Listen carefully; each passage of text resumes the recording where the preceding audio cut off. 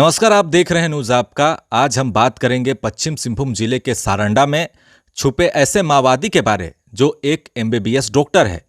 कैसे एक MBBS doctor माओवादी बन गया, कैसे दूसरे राज्य से आकर सारंडा में छुप गया, तमाम तरह की जानकारी आज इस वीडियो के माध्यम से आपको मिलने वाली है, इसलिए वीडियो के अंत तक आप जुड़े रहें।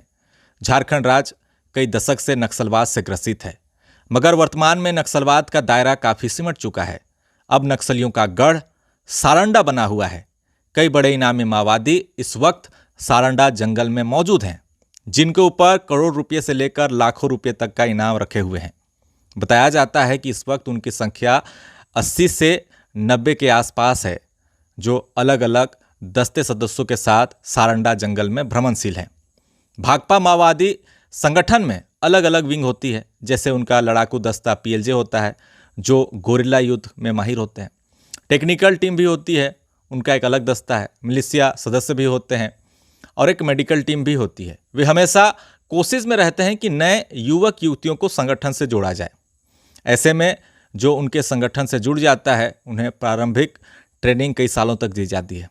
फिर अलग अलग दस्ते सदस्यों के साथ उन्हें रहना पड़ता है, घूमना पड़ता है।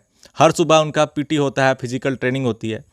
एक पूरा दिनचर्या उनका निर्धारित रहती है, यानी कि हर तरह से उन्हें ट्रेनिंग दी जाती है, क्योंकि उन्हें संगठन से जुड़कर सिर्फ जंगलों के अंदर रहना है, वहीं पर सोना है, वहीं पर बैठना है और जंगल के अंदर ही उनको घूमना है।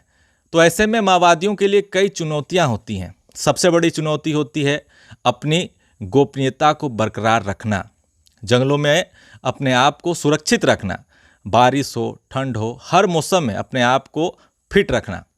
इसके लिए वे खाने पीने में भी काफ़ी ज़्यादा ध्यान रखते हैं। खास करके जंगल के भीतर उन्हें पानी की आवश्यकता सबसे अधिक होती है। नदी नालों का पानी का इस्तेमाल उन्हें करना पड़ता है। ऐसे में माओवादी पानी जो है वो गर्म करके ही पीते हैं, ताकि वे आसानी से बीमार ना हो सकें। और इस बात का काफ़ी ज़्यादा जो है वो सतर्कता भी बरतते हैं। आपने देखा होगा, जब भी सुरक्षा बलों ने उनके कैंप को ध्वस्त किया है, या उनके पुराने डंप मिले हैं, या फिर मुठभेड़ के बाद उनके ठिकानों तक जब पुलिस या सुरक्षा बल पहुंचे हैं, तो सबसे अधिक उनके थर्मस, पानी पीने की बोतल और बड़े जार बरामद किए गए हैं। उनके साथ कई ऐसी चीज़ें हमेशा मिलती है, वो है दवाइयाँ भी। हर मुठभेड़ के बाद दवाइयाँ जरूर उनके पास से बरामद होते हैं, क्योंकि कोई भी माओवादी अगर बीमार पड़ जाता है तो उसका इलाज जंगलों के अंदर ही किया जाता है। अब सवाल ये है कि उन्हें उतने दवाइयों का ज्ञान कैसे आया, कौन सी बीमारी में कौन सी दवाइयाँ लेनी है, कौन से इंजेक्शन देना है। तो आपको बता दें कि इस वक्त सारंडा में एक डॉक्टर भी मौजूद है, जो कि बताया जाता है कि एमबीबीएस किया हुआ है। देखिए उसकी तस्वीर को। यह है मनदीप उर्फ रफीक उर्फ रियाज उर्फ डॉक्टर। ऐसा बताया जाता है कि ये पंजाब का रहने वाला है और ये पहले छत्तीसगढ़ में सक्रिय था। उसके बाद 2014 में छत्तीसगढ़ से ये झारखंड प्रवेश किया। कई छत्तीसगढ़ के नक्सली दस्ते 2014 में झारखंड आए थे, पश्चिम सिंहभूम आए थे। उन्हीं दस्ते के साथ ये रफीक भी आया था। फिलहाल ये भाकपा माओवादी संगठन में जोनल कमेटी मेंबर है। अपने हाथों में ये कार्बाइन पकड़ता है। उम्र इसकी लगभग 50 के आसपास होगी और ये अभी सारंडा में 1 करोड़ इनामी मिसिर बेसरा के साथ रहता है। इसके द्वारा ही कई दस्ते सदस्यों को दवाइयाँ की जो है जानकारी दी जाती है। चूँकि बड़े इनामी माओवादी की उम्र काफ़ी हो चली है, ऐसे में उनका समय पर उपचार, सही समय पर इलाज, ये इसी के द्वारा किया जाता है। ये उसके जो है, अब मैं आपको फ़ोटो दिखा रहा हूँ, ये पहले की फ़ोटो है और ये हाल के दिनों की ऐसी फ़ोटो उसकी दिखाई देती है। पूर्व में जिन माओवादियों को गिरफ्तार किया गया, उनके द्वारा रफीक से जुड़ी कई जानकारियाँ भी मिली है।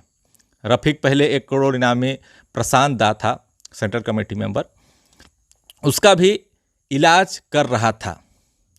साथ में उस समय जीवन कंडुलना, राज प्रमाणिक, सुरेश मुंडा, टीपू, ये तमाम माओवादी उस वक्त सारंडा में मौजूद थे, जिन्होंने जो है अभी तो फिलहाल आत्मसमर्पण कर दिया है, लेकिन इनको भी जो है चिकित्सा की ट्रेनिंग रफीक के द्वारा दी गई थी। आपको बता दें कि प्रशांत दा काफ़ी बूढ़ा हो चुका था और उसको देखिए इस तरीके से कुर्सियों में उठाकर जंगलों में घुमाया जाता था और उस वक्त भारी संख्या में नक्सली उसके इर्द गिर्द रहा करते थे, काफ़ी ज़्यादा तादाद में बॉडीगार्ड रहा करते थे। जंगलों से ये जो है कुर्सियाँ उस वक्त बरामद की गई थी। कई लोगों ने उसे जंगलों में भी देखा था। फ़ोन के माध्यम से कई लोगों ने मेरे तक भी ये जानकारी कुछ महीने पहले ही दी थी कि एक बार इस तरह का एक माओवादी को हम लोग देखे थे सरायकेला खरसवा वाले इलाके में। तो मैं आपको बता दूं कि अभी सारंडा में जो 1 करोड़ इनामी माओवादी हैं, जिसमें मिसिर बेसरा, असीम मंडल, उनकी उम्र काफ़ी हो चली है। मिसिर बेसरा की बात करें तो उसकी उम्र लगभग 65 वर्ष के आसपास है। असीम की बात करूं तो वो 60 वर्ष का हो चला है। ऐसे में ये तमाम लोग सेंट्रल कमेटी मेंबर हैं और इनका खास ट्रीटमेंट जंगलों में मिलता है। खाने पीने से लेकर रहने तक की हर चीज़ें में इन्हें आराम से रखा जाता है। ये ज़्यादा मूव भी जंगलों में नहीं करते हैं। कहीं एक जगह पर अपना डेरा बनाकर, सेफ जोन बनाकर, बंकर बना दिया जाता है और वे आराम से उसी जगह पर दिन रात रहा करते हैं।